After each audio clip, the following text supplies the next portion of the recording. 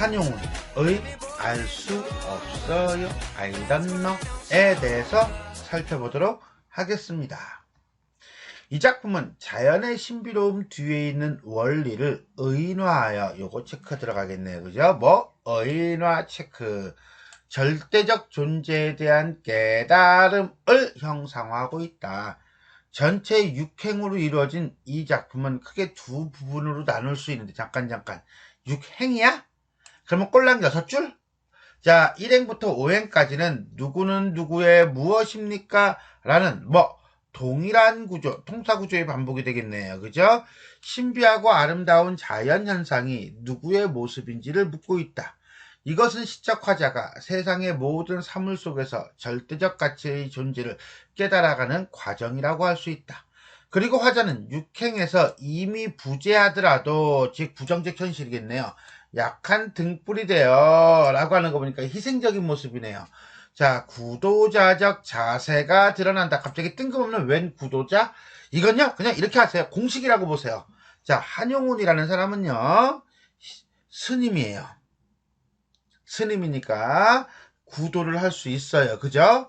그 다음에 한용운이라는 사람은요, 독립운동가예요. 그러니까 자, 여기서 이미 부재한다는 것을 일제강점기, 나라가 없어진 현실이라고 본다면, 자, 밤을 지키겠다라고 하는 희생적인 모습은 독립운동가로서의 모습이라고 보시면 되겠어요. 한용운이라는 사람은요, 시인이에요. 인간의 감정과 정서, 그 다음에 보편성을 따지는 사람이에요. 리듬을 통해서. 자, 스님이라는 것까지 포함한다면 절대적인 진리를 따지는 사람이라고 보시면 되겠어요. 어쨌거나 간에 한용운이라는 사람은요, 이거 가지고 이제는 태클 거는 사람도 있을 텐데, 어쨌든 그냥 편의상 얘기합니다. 남자예요. 그러니까 사랑 노래 할 수 있다라고 보시면 되겠습니다. 남자니까 사랑 노래를 하는 건 아니지만 일단 그렇다고 보자. 이렇게 봅시다. 결국 한용운이라는 사람이 얘기하는 님이라고 하는 것은요, 자, 사랑하는 사람이 될 수도 있고요, 보편적 진리가 될 수도 있고요, 불교에서의 진리가 될 수도 있고요, 부처님이 될 수도 있고요, 조국이 될 수도 있고요.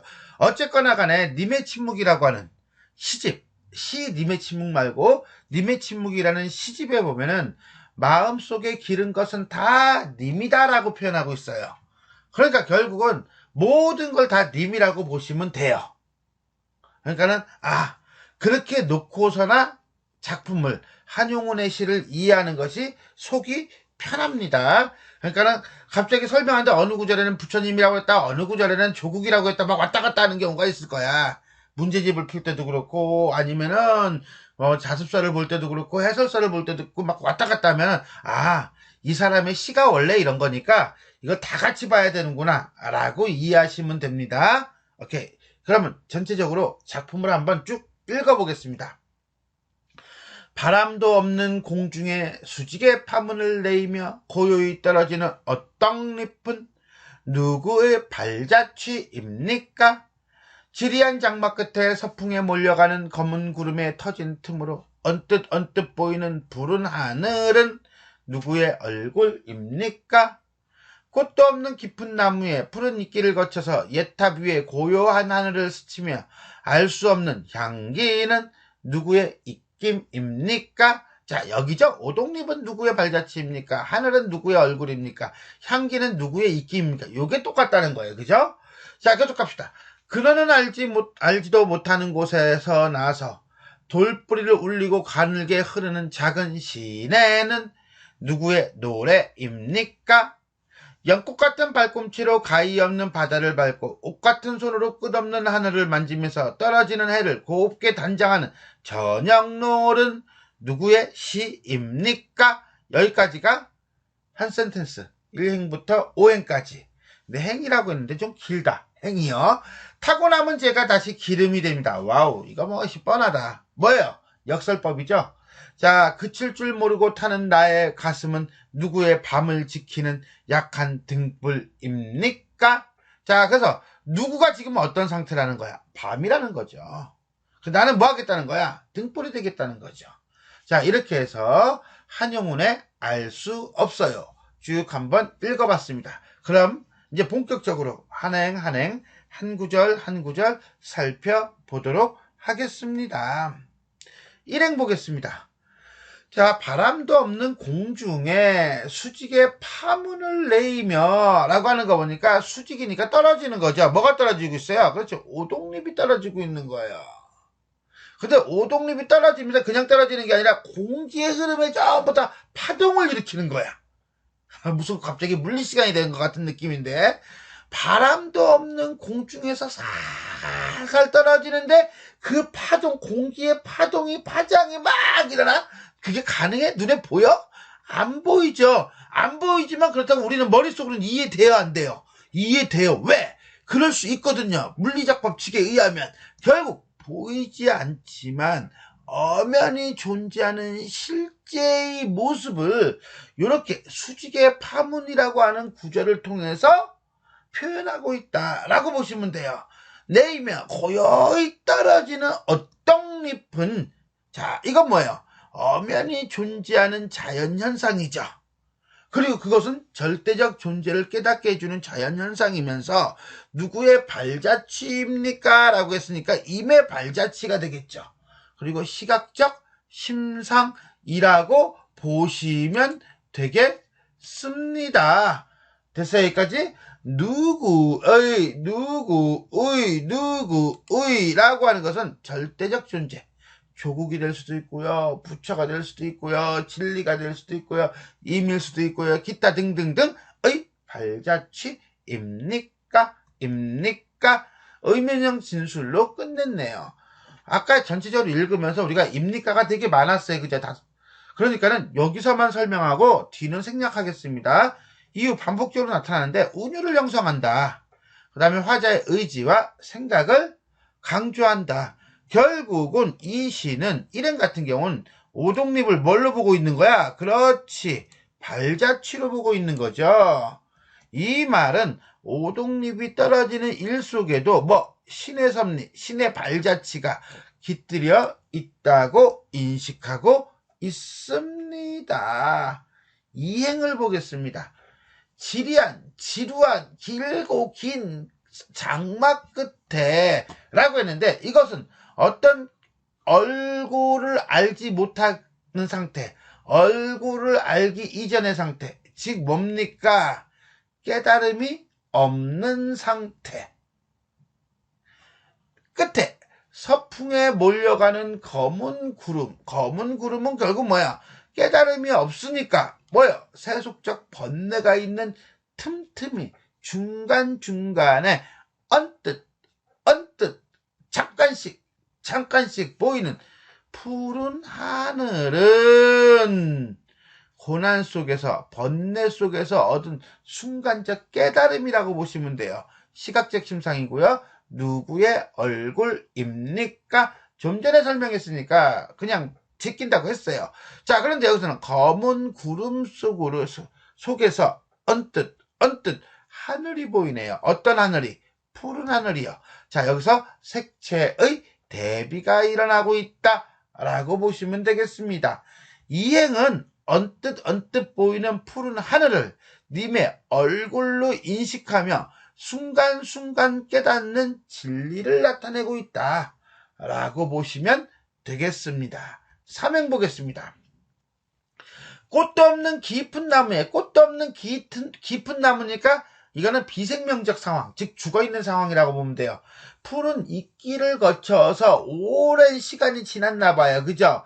옛탑 위에 고요한 하늘을 스치는 알 수 없는 향기는, 이때 향기 오묘한 진리라고 해석했습니다.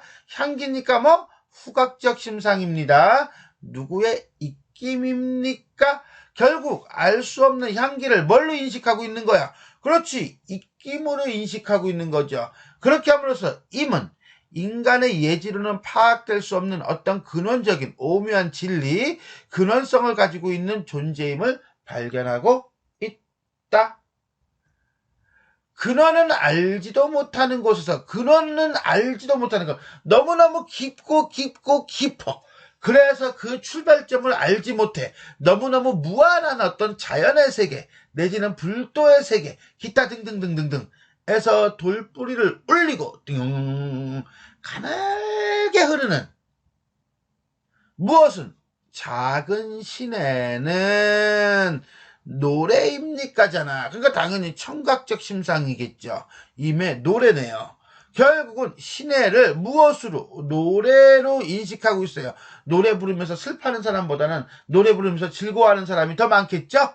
결국은 무한한 자연의 세계, 불도의 세계에 대한 깨달음으로 임은 즐거움을 주는 존재임을 설명하고 있다 라고 보시면 되겠습니다. 연꽃 같은 발꿈치로, 이때 연꽃은 불구적 속성이 강한 소재인데 어쨌든 간에 가히 없는, 끝이 없는 바다를 밟고 옷 같은 손으로 끝없는 하늘을 만지면서 결국 이 바다나 하늘은 절대자가 존재하는 공간이라고 보시면 되겠네요. 떨어지는 해를 곱게 단장하는 무엇은 저녁노른 누구의 시입니까? 시란 뭐죠? 그렇죠. 예술 파트이면서도 순수함과 정화된 마음을 보여주는 게 바로 시라고 한다면 아름답게 정화된 종교적 내지는 예술적 경지를 보여주는 것으로 시각적 심상이다 라고 하면서 임은 결국 뭡니까? 임을 깨닫는다는 것은, 임은 내지는 임의 존재를 깨닫는다는 것은 인간, 우리로 하여금 종교적이며 예술적인으로 만든다는 거죠. 즉 삶을 아름답게 하는 존재임을 깨닫고 있다라고 보시면 되겠습니다. 병렬적 구조예요. 그죠? 1행부터 5행까지는 결국 모든 자연현상을 통해서 임의 존재를 확인하고 있는 거야. 그러니까 오독잎에도 임이 있고 저녁노래도 임이 있고 산에도 임이 있고 나무에도 있고 꽃에도 있고 시내에도 있고 기타 온 세상이 전부 다 뭐야? 님이 있다라는 거야. 그러면 임은 있으면서 없고 없으면서 있고 뭐 이런 거하고 비슷한 내용이라고 보시면 돼요. 타고 남은 재가 기름이 됩니다. 한용운 시에서 빠지지 않고 나오는 게 바로 뭡니까? 역설법이죠. 역설적 표현이에요. 자, 불교의 윤회 사상을 바탕으로 한 화자의 인식을 보여주고 있다. 그칠 줄 모르는 화자의 구도적인 자세, 재가 기름이 되고 기름이 다시 재가 되고 뱅글뱅글뱅글뱅글. 그래서 소멸한 재가 기름으로 생성된다는 역설적 표현을 보여주고 있다. 그칠 줄 모르고 타는 나의 가슴은 절대자 진리를 향한 끊임없는 구도정신은 임을 향한 화자의 열정적 사랑은 누구의 밤을 지키는 이라고 하는 건 누구가 지금 님이라고 했으면 절대자라고 했으면 절대적 진리라고 했으면 지금 어떤 상태라는 거야? 밤의 상태라는 거야. 암담한 현실이라는 거야. 조국이라고 본다면 일제강점기라고 보는 거야. 지키는 약한 등불입니까? 등불은 자기를 태워서 남을 밝히고 세상을 밝히는 거죠. 즉 희생적 이미지를 보여주고 있다라고 보시면 돼요. 결국 이 부분은 임을 향한 변함없는 사랑으로 어두운 현실을 이겨나가겠다는 의지를 보여주고 있다라고 보시면 되겠습니다. 이렇게 해서 육행은 임을 향한 끊임없는 사랑과 희생정신, 기타 등등등이라고 보시면 되겠습니다. 자, 지금까지 우리는 한용운의 알 수 없어요, I don't know에 대해서 봤는데 전체적으로 한번 정리하겠습니다. 구도적이고요, 상징적이고요, 명상적이고 관념적이다. 연가라는 것은 사랑노래예요. 여성적인 어조이다. 절대자를 향한 구도적 염원이다. 뭐 조국에 대한 뭐 독립의지다. 기타 등등 아무거나 써도 돼요. 유사한 어구를 반복하여 의미를 강조하고 통일감을 형성하고 있다. 자, 유사한 문장 구조의 사용이라고 했는데, 자, 바람도 없는 공중에 수직의 파문을 내이며 고요히 떨어지는 오동잎은 A는 누구의 발자취 B입니까? A는 누구의 B입니까? 라고 하는 구조가 계속 반복되고 있어요. 그죠? 그렇게 함으로써 자연현상은 누구의 무엇입니까? 라고 얘기하고 있는데, 일행에서는 오동잎은 발자취입니까? 이행에서는 푸른 하늘은 얼굴입니까? 삼행에서는 향기는 입김입니까? 사행에서는 작은 시내는 노래입니까? 오행에서는 저녁놀은 시입니까? 라고 표현함으로써 결국은 신비하고 아름다운 자연현상을 의인화하여 존재의 본질에 접근하고 있다 라고 보시면 되겠습니다. 자, 두 번째, 경어체, 은유법, 서리법, 역설법 등 다양한 표현 기법을 활용하여 의미를 심화하고 있다. 자, 두 번째 거, 표현상의 특징이겠죠? 자, 의문문을 통해서 우리가 서리법이에요. 서리법을 통해서 보여주고자 하는 것은 끊임없는 성찰과 진리 추구의 자세이다. 뭐뭐입니까? 입니까? 경어치를 사용하고 있어요. 있습니다. 이것은 결국 절대자에 대한 경건한 자세를 보여주는 것이고 임의 절대성과 자신의 나약함을 대비하고 있는 것이다 라고 보시면 되겠습니다. But 그러나 그보다 더 중요한 것은 타고 남은 죄가 다시 기름이 됩니다 라는 구절일 거예요. 이 구절은 많은 설명이 있는데 그 중에서도 이 설명이 가장 명확하지 않은가 싶어요.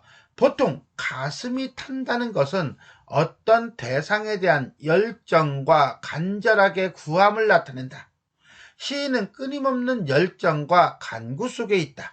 물론 그 대상은 분명하지가 않다.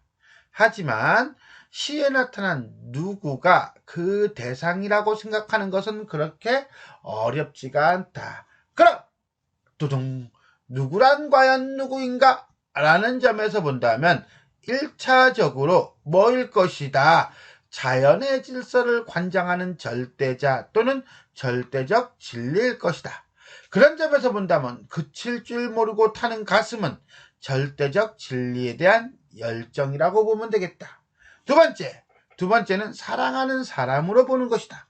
사랑하는 사람으로 본다면 세상의 모든 아름다움과 신비가 결국 모두 사랑하는 사람의 흔적과 상관물로 보일 것이다. 그런 점에서 본다면 그칠 줄 모르고 타는 나의 가슴은 뭐라고 보면 된다? 사랑의 열정이라고 보면 된다. 자, 이나무 교수가 교과서에 실린 문학작품을 어떻게 가르칠 것인가 라고 하는 글을 썼는데 거기에 있는 내용을 간략하게 요약했다 라고 보시면 되겠습니다. 자, 지금까지 우리는 한영운의 알 수 없어요에 대해 살펴보았습니다. 지금까지 내용이 도움이 되셨다면 좋아요와 구독 버튼 눌러주시고요. 알람 설정 부탁드리겠습니다. 수고하셨습니다.